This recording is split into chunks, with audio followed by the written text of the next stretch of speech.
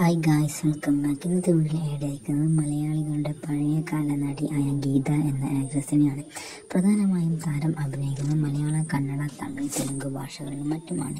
അതിലൂടെ തന്നെ താരത്തെ എല്ലാവർക്കും ഓർത്തിരിക്കാവുന്ന രീതിയിൽ ഒരുപാട് മലയാളം മൂവികളിലും മറ്റും താരം അഭിനയിക്കുകയും ചെയ്തിട്ടുണ്ട്. പ്രധാനമായും നോക്കുകയാണെങ്കിൽ കന്നഡ, തമിഴ് സിനിമകൾക്ക് പുറമെ തന്നെ ഹിന്ദി മൂവികളിലും അഭിനയിക്കുന്നുണ്ട്. തമിഴ്നാട്ടിലാണ് ഈ നടി ജനിച്ചത്. കരിയർ നോക്കുകയാണെങ്കിൽ 1978 താരത്തിന് തമിഴ് ചിത്രമായ ഒരു ഭൈരവി എന്ന മൂവി അഭിനയിക്കുന്നത്. അതിലാണ് താരം അരങ്ങേറ്റം കുറിച്ചത്.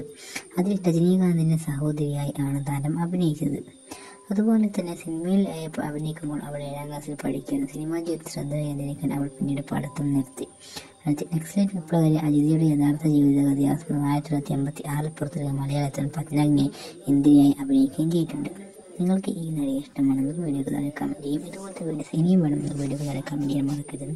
ഒരിക്കൽ കൂടി ഓർമ്മിച്ചുകൊണ്ട് വീഡിയോ നിർത്തുന്നു. Thank you guys for watching this video. If you like the video, please do subscribe this channel. Also watch this video.